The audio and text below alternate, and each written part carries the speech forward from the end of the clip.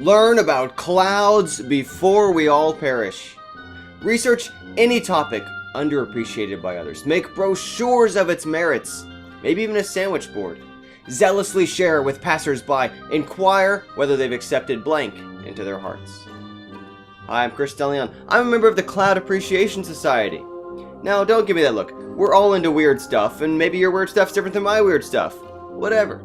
For me, this example is going to be about clouds because that's what I care about, but I want you to make this your own. I would like others to hopefully find ways to evangelize whatever it is that they're into. And it's not that hard to evangelize. Basically, you go to an office store, you find yourself some foam board, maybe some foam brushes, along with some stencils, and you can then go to the hardware store to find a way to hang up that foam board. First, I was going to do duct tape. Nah, rope's the trick. It's actually not that expensive to get nice, blue and white rope. Then you kind of work on how you space out your letters, and you lay out a board with some painter's tape. Doesn't take long. We're only talking about a couple hours here. It turns out that a foam brush and stencil works pretty well. When you use a rope to hang up a board, it's adjustable straps. My red pen exploded. You might think, oh no, what are you going to do now? Accept it, love it, live with it. It was actually a nice contrast to the other side, and in fact, when I pulled up the painter's tape and it left these straight lines through the splattered red paint, it almost had this weird sort of dissonance between the chaos and the order of those lines and the splatter. Then I used had plenty of blue paint left, painted entire side blue. I am an owner of the Cloud Spotter's Guide, and in it, it's got an excellent diagram of clouds of different altitudes and types and structures, which I tried to emulate for my forward-facing sandwich board. And then I went out to preach, to share the good word about clouds. And I talked to people in all kinds of settings around campus. By the end, I think I'd given out about 150. This was my first run of them. They weren't all in color, but certainly the first and last batches were. And it's kind of a pleasant experience to be wearing a sandwich board and not be trying to sell something to somebody, to not be trying to recruit them for something, to simply be there to be able to reassure them, I'm not trying to sell anything, I just want to give you some fun facts. Do you like clouds? How's your day going? Aren't clouds beautiful? Aren't clouds wonderful? That's a nice thing to be able to share with people. And of course, on a college campus, many people are very receptive to this, as you might expect. Folks, kind of whatever they're up to, if they're in the middle of a career fair, if they're in the middle of study, if they're whatever it is, they're more than willing to take a couple minutes to greet a weirdo, if they're even coming out of the library. And if you stray a little bit off campus, over into GameStop, you'll find that the people there are pretty accepting of you being there too, or you can talk to the barista when he gets off work. You can talk to the guy in the convenience store while he's still at work. I went to the hair salon nearby, and they were pretty accepting of my presence there. Spreading the good word. Went out to the park and had people taking pictures of me before I could even get a chance to take pictures of them. Had to run some more flyers. Found a fellow sitting on a bench. He loves clouds. He was a good person to run into, as did these folks who were just out there stretching before they played some sports. Found this guy working in the student center. He was happy to take a brochure. As were these two who were having a pretty official looking lunch. And then this entire table full of people I didn't know, many of whom also accepted some flyers. This guy was just getting off work late at night. He was more than happy to take a moment to talk about clouds, and this other lady was unloading groceries from her car, talked about clouds. This guy's walking his dog, you guessed it, got no problem even though his hands are full taking something with clouds. When class gets out, talk about clouds. Between classes, talk about clouds.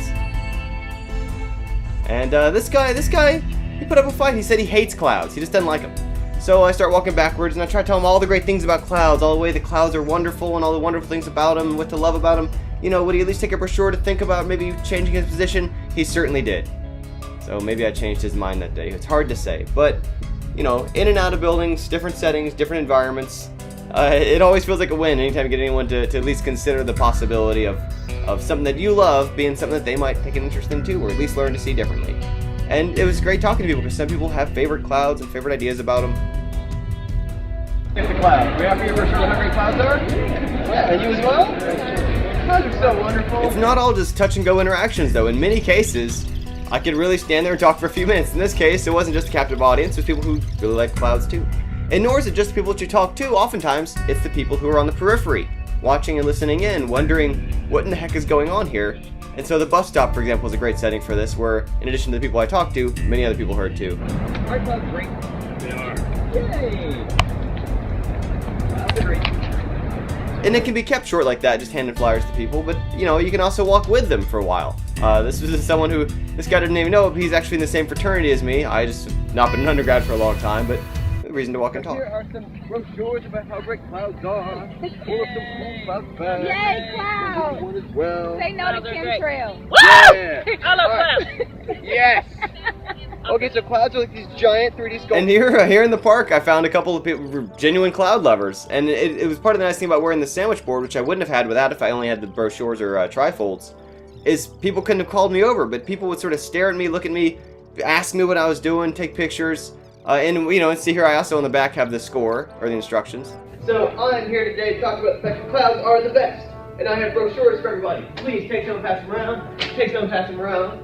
Now, if precipitation, which by the way still is clouds, didn't exist in reality or like on Earth, and some science fiction writer made it up and they're like, oh, like there's condensation and it falls, like we would just think they're total crazy. Like you know, water falls from the sky and sometimes it's hexagons, it's frozen, like you're making that up. But when people think about rain, they think of rain falling from the cloud. Rain is the cloud. The cloud is getting on you. The clouds carved the Grand Canyons. The cloud made the glaciers. Like those are Unexpectedly this morning, a class that I'm a TA for wound up sort of pivoting and made activities around students looking at the ways to use the affordances of digital media to help evangelize clouds. And so we wound up finding its way into another class, even beyond the one that this project was initially conceived for.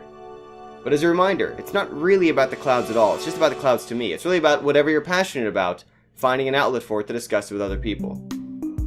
And for me, that's clouds of various sorts. These are mammoths, which I think are pretty. I taught these pictures last year, but you know, I'm not going to remember the clouds from this project. I remember talking to people of all kinds and all types, and yeah, I'll have some clouds here tomorrow, but the people and talking to them, having an excuse and a context for talking to them, they won't be here forever either. Clouds are only here for a couple hours, few hours. I'm not going to last forever. These people won't last forever either. And it's just nice to be able to connect with them over something in a way that otherwise they're just going to come and go and pass. And I wouldn't have had an excuse to talk to these people were it not for trying to share my passion for something. So whatever it is you're passionate about, there's probably a lot of other people out there who are passionate about it too. You got to find some way to signal. You got to find some way to put something together to share that love of whatever it is you're into. It surprisingly doesn't take that many supplies or that much time, whether you want to make a sign or trifold or find some other approach to it, but share it, whatever you're passionate about, and then share it again, and find someone else to share it with. After that, share it with some people, and then find another place to share it, and share it, and share it, and share it till it's late. Keep sharing it. Whatever it is, I hope we find a way to evangelize whatever it is that you're into. Thanks for listening. I'm Chris DeLeon, and this project was made for Dr. Celia Pierce's Experimental Media course at Georgia Tech in September 2013. Special thanks to those who helped me prepare the documentary.